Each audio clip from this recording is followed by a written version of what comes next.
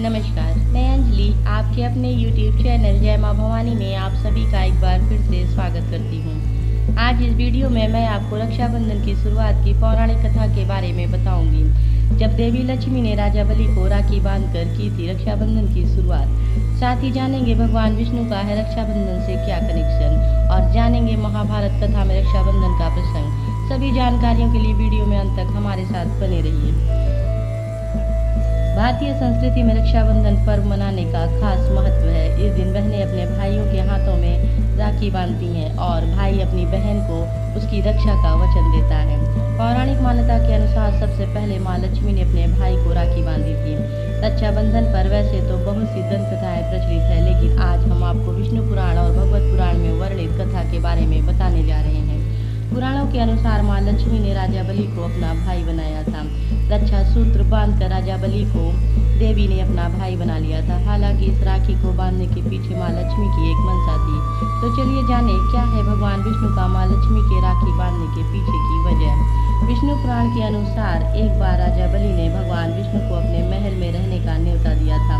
भगवान विष्णु ने बलि के इस आग्रह को स्वीकार भी कर लिया था और राजा बलि के साथ रहने लगे। महल में वास के दौरान राजा बलि की सेवा से भगवान विष्णु बेहद प्रसन्न हुए और बलि से वरदान मांगने को कहा। इसके बाद राजा बलि ने भगवान विष्णु से ऐसा वरदान मांग लिया जो माँ लक्ष्मी के लिए भारी पड़ गया। भगवान विष्णु भी अपने दिए वरदान से एक ऐसे चक्कर में फंस गए कि उन्हें उनसे निकलने का कोई भी रास्ता नहीं सूझ रहा था। तो चलिए जाने कि क्या है रक्षाबंधन और इस वरदान की कहानी। कथा के अनुसार राजा बलि ने भगवान से एक वरदान मांगा कि वह जब भी कहीं देखे उसे भगवान विष्णु ही नजर आए। सोते जागते हर क्षण वह उनको देखने की मांग कर बैठा। भगवान ने राजा बलि को यह वरदान दे दिया और राजा के साथ पाताल लोक में ही रहने लगे। भगवान विष्णु के राजा के साथ रहने की वजह से माता लक्ष्मी चिंतित हो गईं और नारद जी को सारी बात बताई। तो नारद जी ने माता लक्ष्मी को भगवान विष्णु को वापस लाने का उपाय बताया। नारद जी ने माता लक्ष्मी से कहा कि आप राजा बलि को अपना भाई बना लीजिए और भगवान विष्णु को मांग लीजिए। नारद जी की बात सुनकर माता लक्ष्मी राजा बलि के पास भेष बदल कर गई और उनके पास जाते ही रोने लगी। राजा बलि ने जब माता लक्ष्मी से रोने का कारण पूछा तो माँ ने कहा कि उनका कोई भाई नहीं है, इसलिए वह रो रही हैं। राजा ने माँ की बात सुनकर कहा कि आज से मैं आपका भाई हूँ। माता लक्ष्मी ने तब राजा बलि को राखी बांधी और उनसे भगवान विष्णु को मांग लिया। ऐसा माना जाता है कि तभी से भाई बहन का यह पावन पर्व मनाया जाता है। तो इस तरह से माँ लक्ष्मी ने राजा बलि से भगवान विष्णु को मुक्त कराया था। तब से मान्यता है कि सर्वप्रथम रक्षाबंधन पर तुलसी या किसी पवित्र पौधे पर राखी पहले बांधनी चाहिए। इसके बाद भाई की कलाई में राखी बांधनी चाहिए। रक्षाबंधन हिंदुओं का प्रमुख त्योहार है जो प्रति वर्ष श्रावण मास की पूर्णिमा के दिन मनाया जाता है तथा हर साल से त्योहार अगस्त में आता है। यह त्योहार पूरे भारतवर्ष में नेपाल में मनाया जाता है। रक्षाबंधन का अर्थ है सुरक्षा का बंधन और संस्कृत में रक्षाबंधन का शाब्दिक अर्थ है सुरक्षा की गांठ।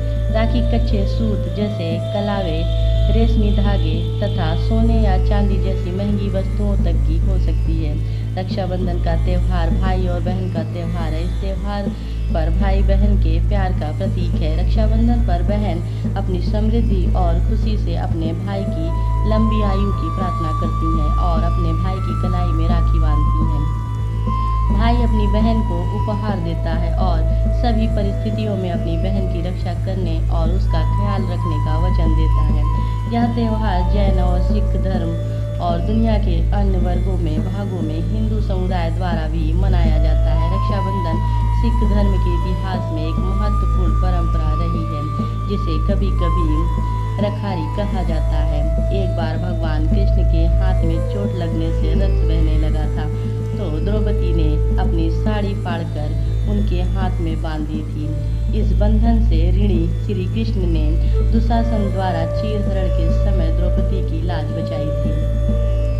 वामनावतार नामक कथा स्कंद पुराण, पद्म पुराण और श्रीमद् भागवत में वामनावतार नामक कथा में रक्षाबंधन का प्रसंग मिलता है तथा इस प्रकार दानवेंद्र राजा बलि ने जब 100 यज्ञ पूर्ण कर स्वर्ग विजय पाने का प्रयत्न किया तो इंद्र आदि देवताओं ने भगवान विष्णु से प्रार्थना की तब भगवान वामन अवतार लेकर ब्राह्मण का भेष धारण कर राजा बलि से भिक्षा मांगने पहुंचे। भगवान ने 3 पग के साथ आकाश, पाताल और धरती नापकर राजा बलि को रसातल में भेज दिया।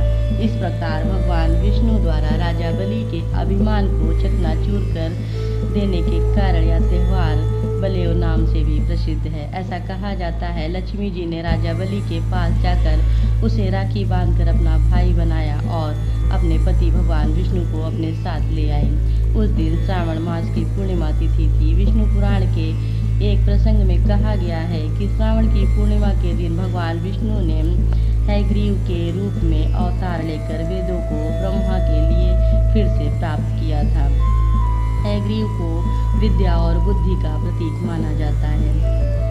राखी की इस एक अन्य कथा है कि पांडवों को महाभारत का युद्ध जिताने के लिए रक्षा सूत्र का बड़ा योगदान था। महाभारत युद्ध के दौरान युधिष्ठिर ने भगवान कृष्ण से पूछा कि हे कान्हा, मैं कैसे सभी संकटों से पार पा सकता हूँ, मुझे कोई उपाय बताएं। तब श्री कृष्ण ने युधिष्ठिर से कहा कि वह अपने सभी सैनिकों को रक्षा सूत्र बांधे, इससे उनकी विजय सुनिश्चित होगी।